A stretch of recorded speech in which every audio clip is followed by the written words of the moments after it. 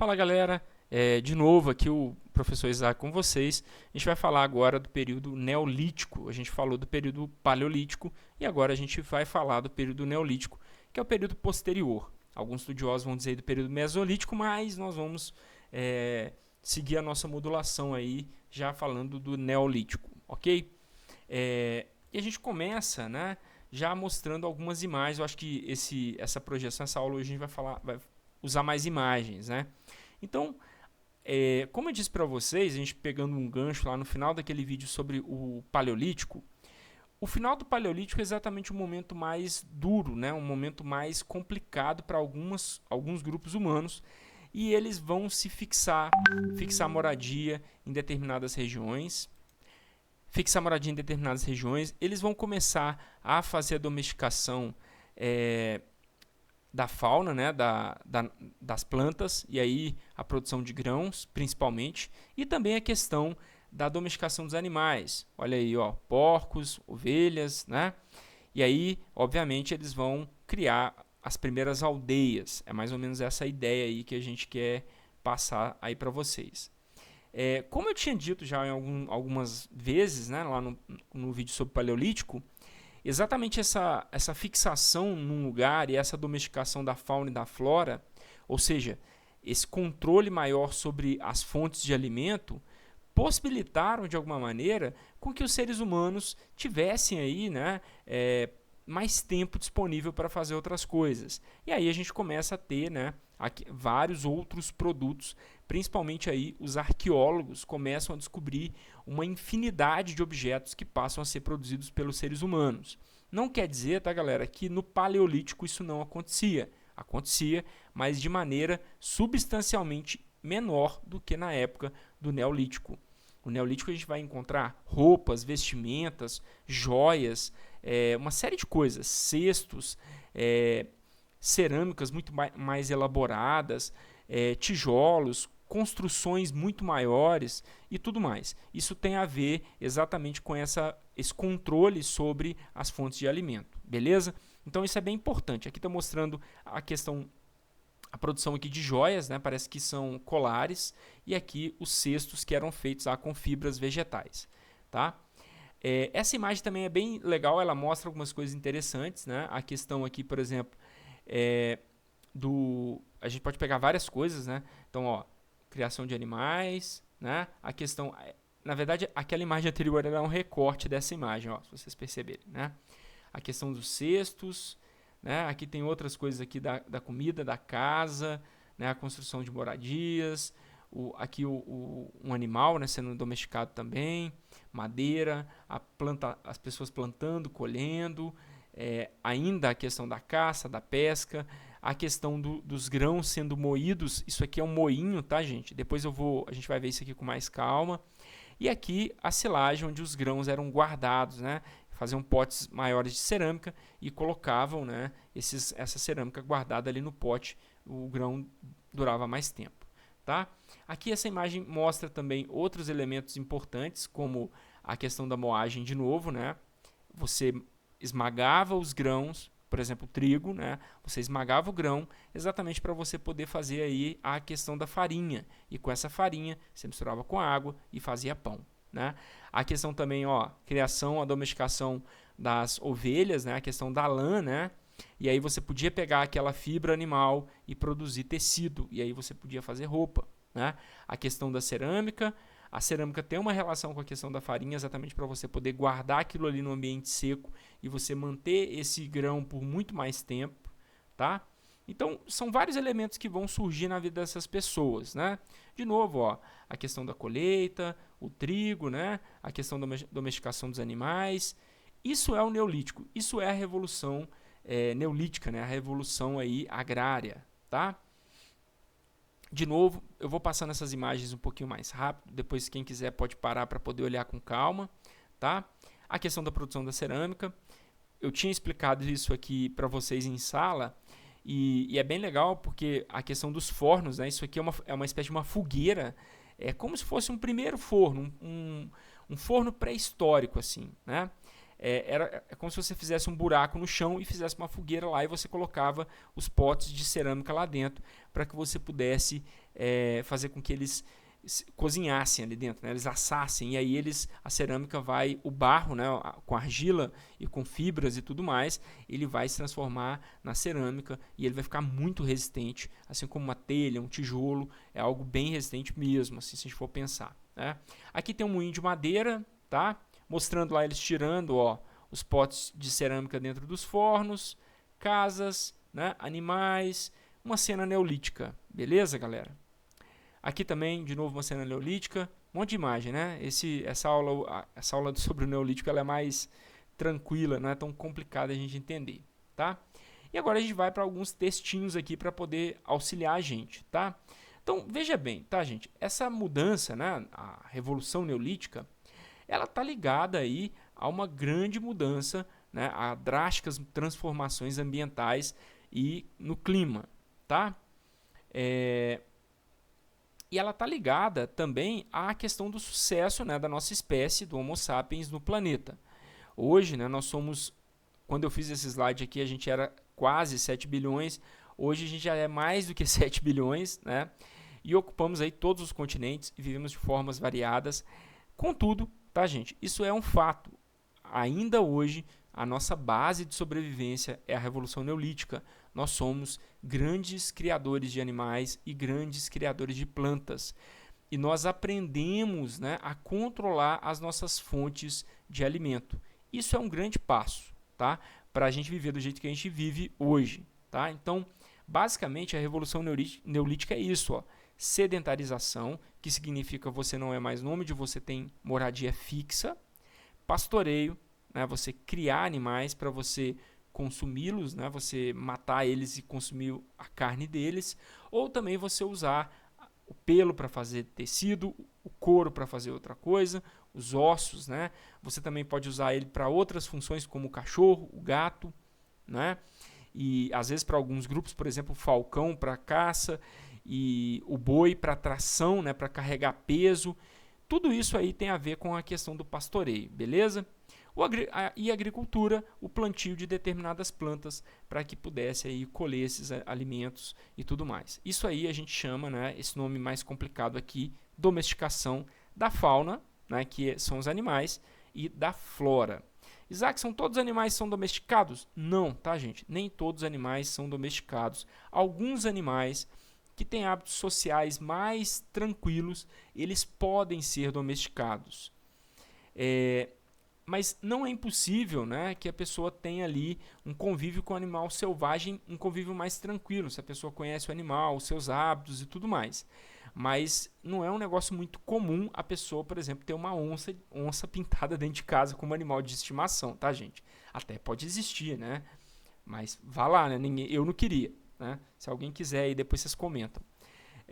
Além disso, né, esse controle sobre os estoques, ele vai possibilitar ter mais tempo, porque o pastoreio e a agricultura não eram atividades, né, não são atividades que vão consumir o tempo de todos os moradores daquelas aldeias. Então, uma parte dos moradores vão se ocupar com o pastoreio e outra com a agricultura, mas as outras pessoas daquela aldeia, elas têm tempo livre para fazer outras coisas, desenvolver outras tarefas.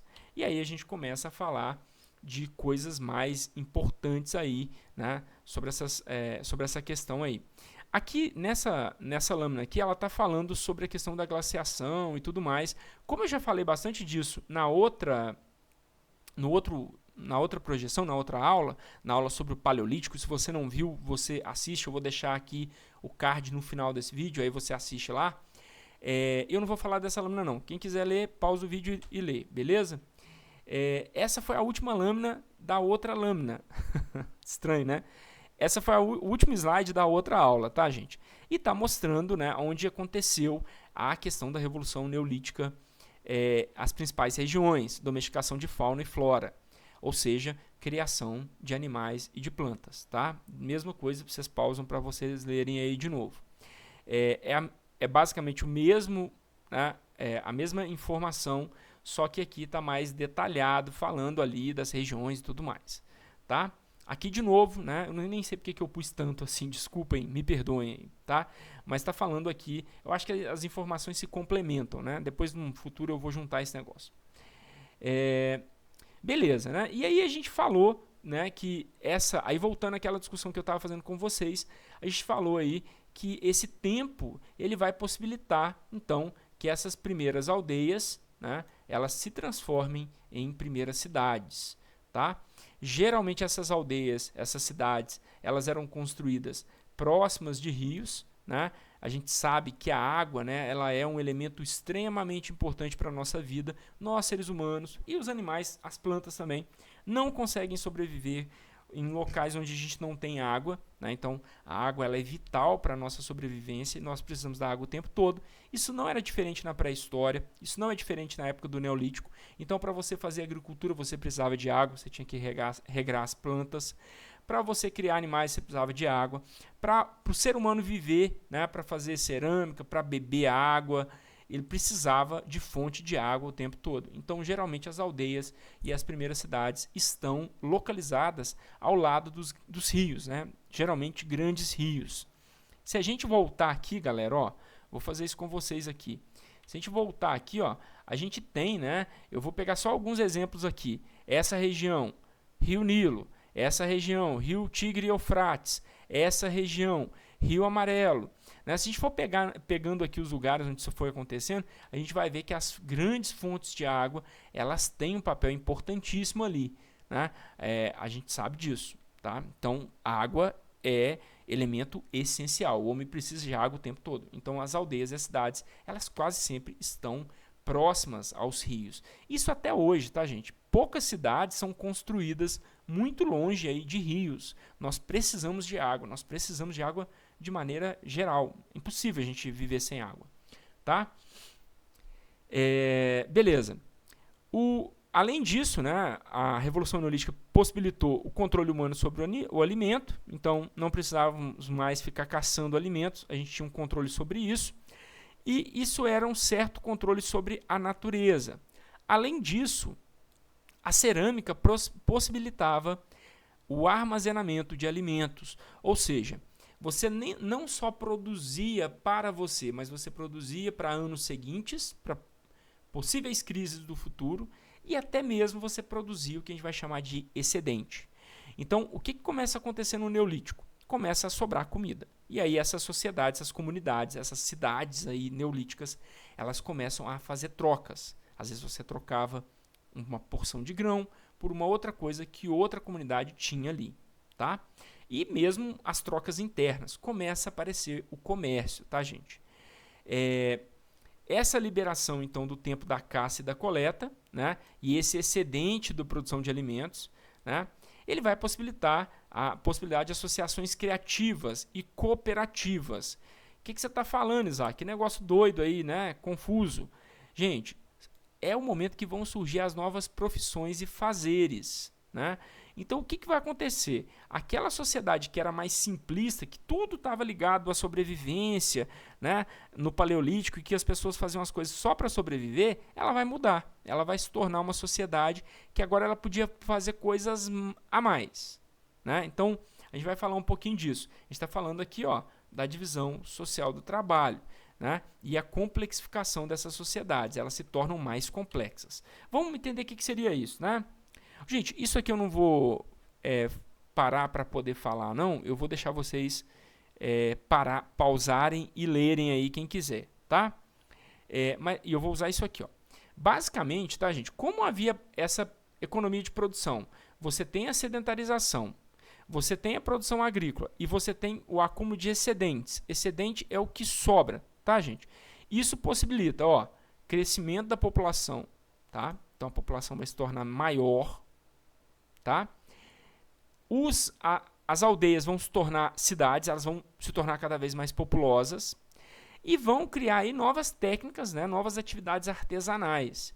E aí a gente vai falar, ó, olaria, né, produção de cerâmica, cestaria, produção de cesto, tecelagem, produção de tecido e a produção agrícola e pastoril, né, você criar animais e criar e cuidar de plantas, né, plantações. E também a questão das pedras, aí a pedra lascada. Tudo isso, tá, gente, tá ligado, né, de uma maneira muito simplista. É igual hoje, né? Naquela época não havia o dinheiro, as pessoas trocavam coisas. Então, por exemplo, uma família de uma aldeia que produzia cerâmica, ela trocava aquela cerâmica por comida, ou trocava aquela cerâmica por tecido. Uma parte do que ela produzia, ela trocava por outras coisas. E isso foi fomentando que cada vez mais, isso é bem interessante, né? Que cada vez mais as coisas fossem se desenvolvendo. Então, técnicas de construção de moradia, depois vai aparecer aí os primeiros soldados, né? As pessoas que defendiam a aldeia, que defendiam as reservas de alimento, e aí a coisa vai se transformando cada vez em uma sociedade mais complexa.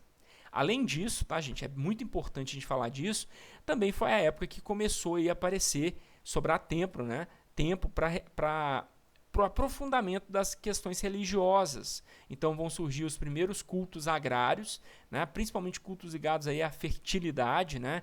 Eles louvavam aí a primavera, as estações do ano, né? E tudo mais.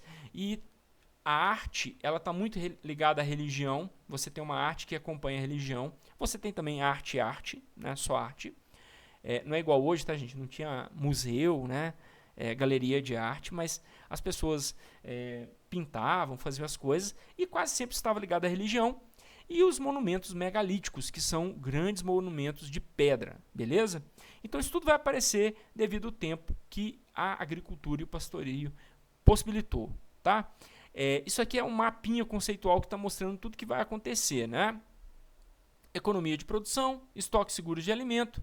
Isso possibilita a sedentarização. A sedentarização reforça ainda mais a Revolução Neolítica. Tá? Então, você tem controle sobre os estoques de alimento, agricultura e criação de animais, divisão do trabalho, especialização de funções, desenvolvimento de profissões, produção artesanal, crescimento populacional, tá? Estratificação social, ou seja, começa a ter pessoas mais ricas, pessoas mais pobres, dependia da função que ela ocupava, e o surgimento das aldeias, das cidades e a ultradependência, uma dependência mais aí orgânica. Não vou entrar muito nisso não, mas é só para vocês entenderem que um dependia do outro. Por exemplo, a atividade de uma pessoa que produzia cerâmica, ela não é uma atividade de subsistência, ela não faz com que a pessoa sobreviva, né? Por exemplo, esse cara não tem como... Desculpa, tá, gente? É meio óbvio, mas eu vou fazer isso porque vocês vão entender. O ceramista ele não pode comer cerâmica, ele precisa de comida. Então ele troca cerâmica por comida. Então o que a gente chama de dependência é nesse sentido. Ele precisa trocar a cerâmica por comida para ele sobreviver. Só que como isso é possível, ele pode criar cada vez mais cerâmicas melhores, maiores, mais interessantes, com arte, com detalhes, né, com pinturas e tudo mais. Entenderam? E, por exemplo, a questão dos grupos que faziam a tecelagem, que faziam tecido, a mesma coisa. Eles dependiam também das pessoas que produziam o alimento. Isaac, então as pessoas mais importantes eram as que produziam alimento? Mais ou menos. Porque, de alguma maneira, essas pessoas também elas colhiam os frutos dessa sociedade neolítica. Né? Porque como eu estou produzindo alimento, mas eu quero ter uma roupa, cara. Eu não quero andar com esse pedaço de couro aqui no meu corpo como se fosse uma roupa. Eu quero um tecido bonito, né? Eu quero um colar bonito. Então, eu vou trocar um pouquinho de grão aqui por aquele colar que eu tô, né? Isso já existia, tá, gente? As pessoas, desde sempre, né? O ser humano ele gosta do que ele considera como arte, como bonito, como belo. Todos nós gostamos de roupas bonitas, de objetos bonitos. E era assim também naquela época. E para você ter essas coisas, você precisava trabalhar. Então, eles trocavam coisas por coisas. Não havia o dinheiro, mas era algo muito parecido com o que é hoje. Joinha? Aqui está mostrando de novo as mesmas coisas, né? Tecelagem, cerâmica e tudo mais. Machado de pedra polida, um moinho, ok? E aqui, né, a gente já vai para a idade da metalurgia, né? Para a idade do bronze. Aqui está mostrando como é que funcionava, eu já tinha explicado para vocês.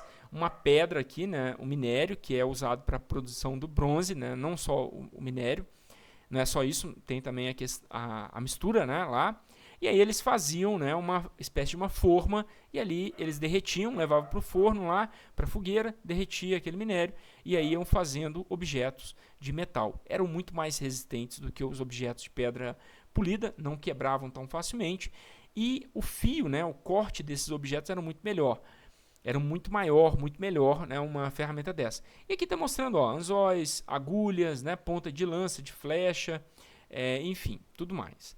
Tá? E aí isso muda muito, né, a sociedade também, porque esses objetos passam a ser mais bem cuidados. Isso aqui, tá, gente, é uma representação de uma cidade neolítica, Catalhuyuk, que existiu na Turquia, né, uma cidade muito grande, né, curiosamente as casas não tinham portas e janelas, elas tinham umas janelinhas, na verdade, mas a entrada das casas é por cima, é pelo telhado, tá, gente? Então as pessoas tinham que entrar lá pelo telhado e tudo mais, tá?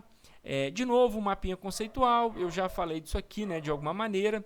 A fertilidade das planícies aluviais, desenvolvimento de meios técnicos, a questão da revolução urbana. Então, aquelas pequenas aldeias, pequenas cidades vão se tornar cada vez maiores, e o aumento da produção de excedentes faz com que gere-se uma riqueza muito grande.